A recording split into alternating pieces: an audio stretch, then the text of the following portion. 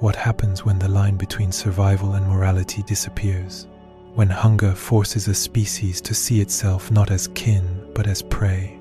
This is not a horror story. It's a scientific reflection on who we are and how close we once came to eating ourselves out of existence. Welcome to Prehistoric Shadows.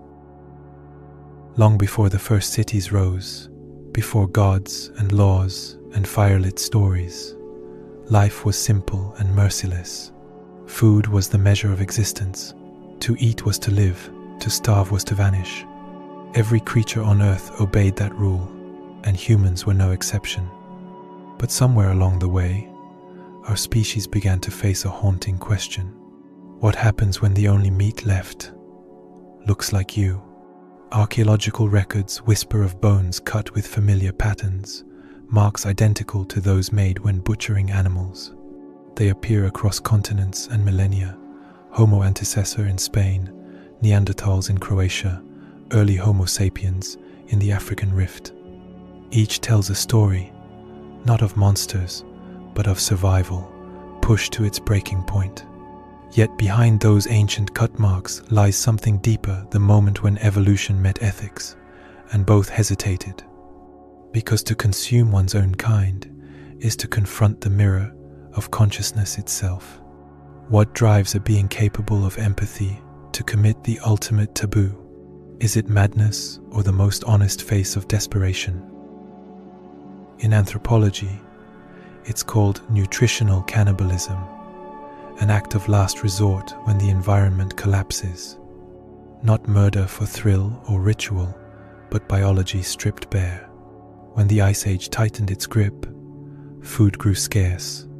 Animals migrated, plants withered, and starvation became the silent predator. For small human bands, isolated and desperate, every option meant life or death. But here's what the science shows.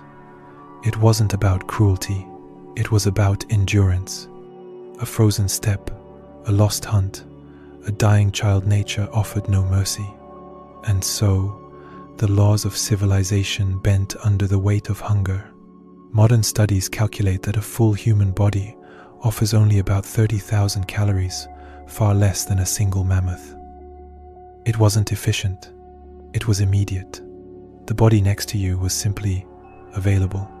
And that is what makes it so disturbing, because it means our ancestors didn't lose their humanity, they suspended it. They rewrote morality in real time, not for pleasure, but for one more sunrise. It was evolution's cruelest test, asking, how far will intelligence go to survive its own awareness? What sets humans apart is not appetite, but awareness. We knew what we were doing, and that knowledge carved guilt into our bones long before it found words. Even in early myths, from tribal legends to ancient epics, echoes of cannibalism appear as the ultimate boundary. It's not just fear of death, it's fear of recognition. To consume one's own kind is to erase the idea of us. Anthropologists often call it the moral cliff, the invisible drop between survival instinct and moral choice. Other animals never had to climb it. We did. From those ancient choices emerged the first sparks of ethics. The invention of funerals, of taboos, of symbolic rituals, all can be traced to the need to protect human identity from hunger's logic. To eat together became sacred.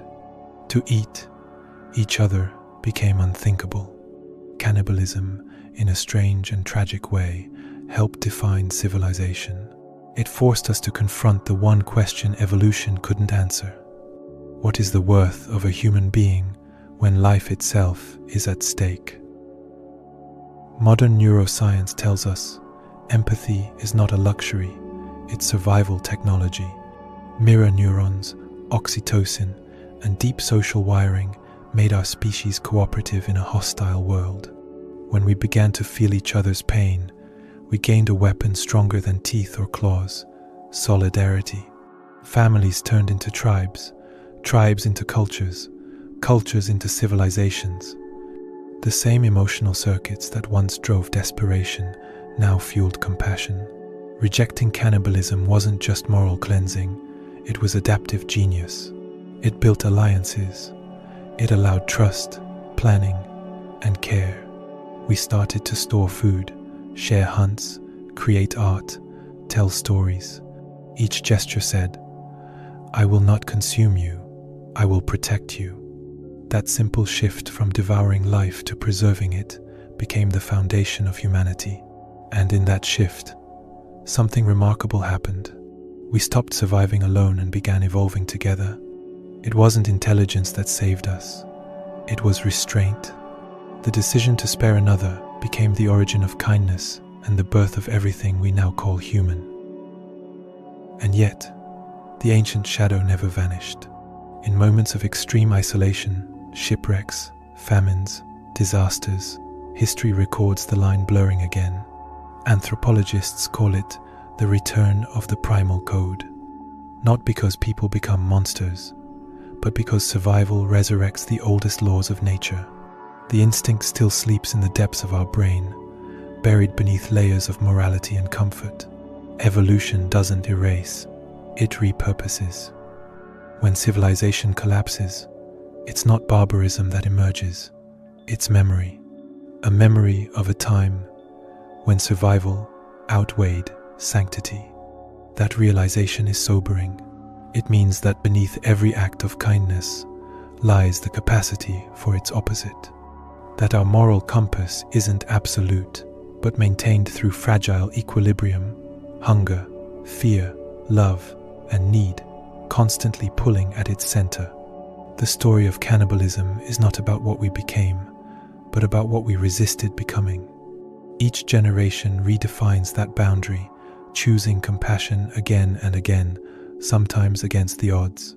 Because morality is not inherited, it's practiced every day. So, if the unthinkable happened again, if the world froze, if the lights died, if survival demanded impossible choices, who would we choose first? The weak? The stranger? Or would we look into that mirror of history and remember what it cost us to become human? Science explains the bones and the blades. Philosophy explains the guilt, but it is conscience, that trembling echo inside every heartbeat, that decides whether history will repeat itself. Perhaps the real answer lies not in what we did, but in what we learned.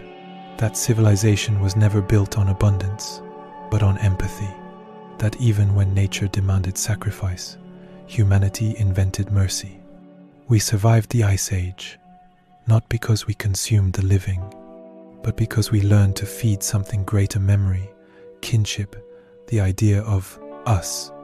Maybe that's why, even today, the thought unsettles us so deeply, because it reminds us that the boundary between civilization and chaos is not measured in centuries, but in a single moral choice. And that choice, fragile as breath, is all that separates our hunger from our humanity. If the echoes of our ancient hunger make you question who we are and how far we've come, follow Prehistoric Shadows, where science meets soul, and every story uncovers another layer of what it truly means to be human.